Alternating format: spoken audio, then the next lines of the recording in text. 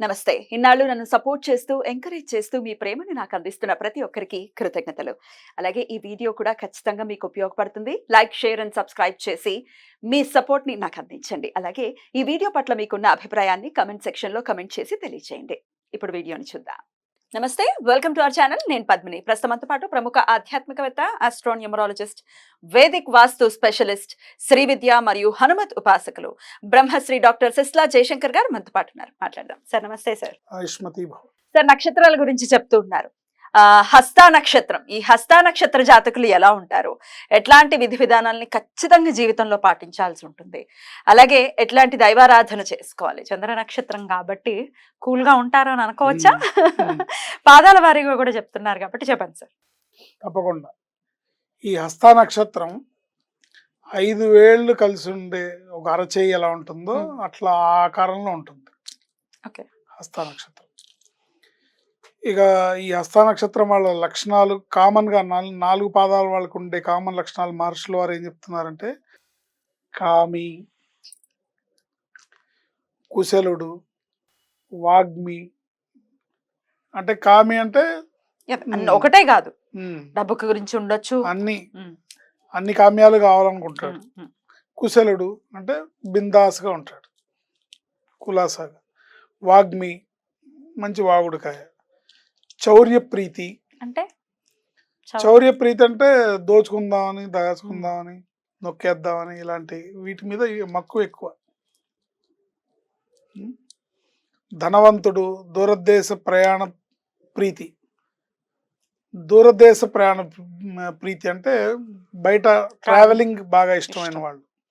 యుద్ధోత్సాహి, రిపుహంతకుడు, మేధావి, సహజ ప్రతిభావంతులు. ప్రతిభ పెరుగుతున్న కొద్దీ డిపెండెన్సీ పెరుగుతుంది. టాలెంట్ పెంచుకుంటూ ఉంటారు కానీ డిపెండ్ అవుతూ ఉంటారు, డిపెండెన్సీ పెరుగుతూ ఉంటుంది. ఇవి బేసిక్గా హస్తా నక్షత్రానికి మహర్షుల వారు చెప్పిన లక్షణాలు. 1వ పాదంలో పుట్టిన వాళ్ళకి ఇవి మన సొంత అభిప్రాయాలు కాదు, అంటే శాస్త్రం చెప్పిన మనం చెప్తున్నాం తప్ప హస్తా నక్షత్రం వాళ్ళు హర్ట్ అవ్వకూడదు. పరాశర మహర్షి ఇచ్చినటువంటి అసత్యవచనుడు మొదటి పాదం వాళ్ళు అసత్యవచనుడు, నోరు తెరిస్తే అబద్ధాలే ఉంటాయి. గర్వి, ఈగోయిస్టిక్ పర్సనాలిటీ. పశుప్రియుడు, కుక్కల్ని జంతువుల్ని పెంచాలనే ప్రియుడు. అనవసర విషయం జోక్యం వలన సహజ విశేషాలని కోల్పోతారు. అంటే పనికిరాని సంబంధం లేని విషయాల్లో తలదూర్చడం వల్ల వీళ్ళ ఐడెంటిటీని, వీళ్ళ స్పెషాలిటీని కోల్పోయి బ్యాడ్ నేమ్ తెచ్చుకుంటారు. అందువల్ల అభివృద్ధికి ఆటంకం. అవసరం దృష్ట్యా బంధుత్వాలు ఉంటాయి. అవసరమైతేనే బంధుత్వాన్ని పెంచుకోవటం. ఏంటన్నయ్య చాలా రోజులైంది నేను చూసి, ఎన్నాళ్ళైందన్నా నేను కలిసి, సరే అండి అని అట్లా. 2వ పాదం వాళ్ళు బాల్యమందు మాతృవియోగము, నాట్యగాన ప్రీతి. అదృష్టవంతుడు అంటే నాట్యగాన ప్రీతి అంటే రీల్స్ చేస్తాడు అన్నమాట, డాన్స్ ఇప్పుడు జనరేషన్ అయితే. అదృష్టవంతుడు, సమయం అవసరమయ్యేదాకా గుర్తింపు ఉండదు, ఓపెన్ మైండెడ్గా ఉండగలరు, నలుగురికి ఇష్టంగా ఉంటారు, గుర్తింపుతో కూడిన సానుభూతి పొందగలరు. క్షీణచంద్రుడైన లోభత్వం, స్వార్థం వస్తాయి వీళ్ళకి. జాతకంలో క్షీణచంద్రుడు అయితే, పౌర్ణమి తర్వాత పుట్టిన వాళ్ళైతే లోభత్వం, స్వార్థం 2 వస్తాయి. 3వ పాదం వాళ్ళు తీసుకుంటే బాల్యమందు పితృవియోగం. 2వ పాదం వాళ్ళకి బాల్యమందు మాతృవియోగం. 3వ పాదం వాళ్ళకి బాల్యమందు పితృవియోగం. టక్కరి, అనారోగ్యత, వ్యాపారి, బిజినెస్ మ్యాన్ అంటే పక్కా బిజినెస్ మ్యాన్. లోభత్వం, పిరికితనం, నటన, తన మనుగడ దృష్ట్యా లక్ష్యాల నిర్ణయం. తను సర్వైవ్ అవ్వడానికి గోల్స్ పెట్టుకుంటాడు. ఇప్పుడు నేను సర్వైవ్ అవ్వాలంటే నేనేం చేయాలి? ఎదుటివారిని ఉపయోగించుకుంటలో నేర్పరి. ఉపయోగించుకోవడంలో నేర్పరి. చాలా టాలెంటెడ్. అంటే ఎదుటి వాళ్ళని ఎట్లా ఉపయోగించుకోవాలి, ఎలా వాడుకోవాలి. ఉమ్, 4వ పాదం వాళ్ళ విషయానికి వస్తే విలాస పురుషుడు, మాతృప్రేమను పొందుతాడు, కన్నింగ్ నేచర్, తమ అవసరాలకు అనుగుణంగా బంధుత్వాలని ఏర్పరచుకుంటాడు. అంటే ఇందాక అది 3వ పాదంలో కూడా ఉంది.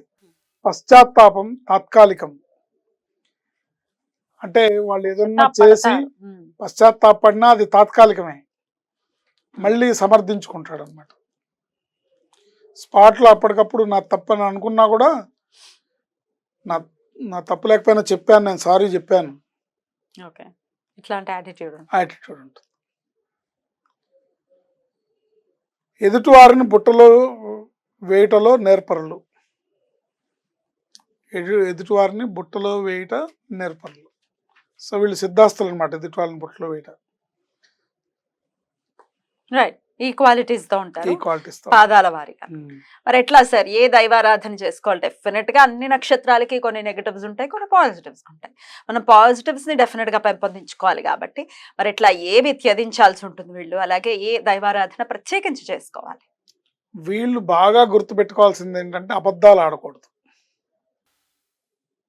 ఉన్నవి లేనివి డాంబికాలు పలకకూడదు. ఈ 2 పాయింట్స్ వాళ్ళు లైఫ్లో అవాయిడ్ చేసుకోవాలి. చేసుకొని గణపతి ఆరాధన, జీవితాంతం సూర్యోదయ పూర్వమే గణపతిని ఆరాధించినట్టయితే లైఫ్ అంతా సవ్యంగా, ఎటువంటి గ్రహస్థితి ఉన్నా కూడా సక్సెస్ఫుల్గా ముందుకు వెళ్ళగలరు. Right right, beautiful. డెఫినెట్ అబద్ధాలు ఆడకూడదు, దాన్ని ఆ పాయింట్లో వాళ్ళు అవేర్నెస్ కలిగి ఉండాలి. చెక్ పాయింట్ వాళ్ళకి వాళ్ళు పెట్టుకోవాలి. నేను నిజం చెప్తున్నాను, అబద్ధం అవతల చెప్తున్నాను. వాడికి తెలియదు కదా, నువ్వు నిజం ఎప్పటికో అప్పటికి తెలుస్తుంది. బట్ ఇనిషియల్ గా ముందు నీకే తెలుస్తుంది కాబట్టి చెక్ పాయింట్ మనకు మనమే పెట్టుకోవాలి. Yeah. పెట్టుకొని దాన్ని రిస్ట్రిక్ట్ చేసుకుంటే సక్సెస్ ఉంటుంది. Mm.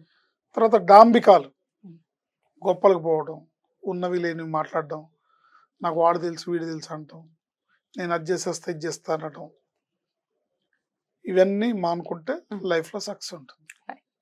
ఉన్నవి లేనివి డాంబికాలు పలకకూడదు. ఈ 2 పాయింట్స్ వాళ్ళు లైఫ్లో అవాయిడ్ చేసుకోవాలి. చేసుకొని గణపతి ఆరాధన, జీవితాంతం సూర్యోదయ పూర్వమే గణపతిని ఆరాధించినట్టయితే లైఫ్ అంతా సవ్యంగా, ఎటువంటి గ్రహస్థితి ఉన్నా కూడా సక్సెస్ఫుల్గా ముందుకు వెళ్ళగలరు. Right right, beautiful. డెఫినెట్ అబద్ధాలు ఆడకూడదు, దాన్ని ఆ పాయింట్లో వాళ్ళు అవేర్నెస్ కలిగి ఉండాలి.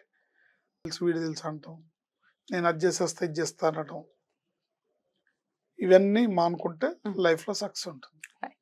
బ్యూటిఫుల్ సార్, చాలా అద్భుతంగా వివరించారు. ఇక నెక్స్ట్ ఎపిసోడ్ లో చిత్తా నక్షత్రం గురించి మాట్లాడుకుందాం. థ్యాంక్ యూ సార్, నమస్తే. ఆయుష్మతి.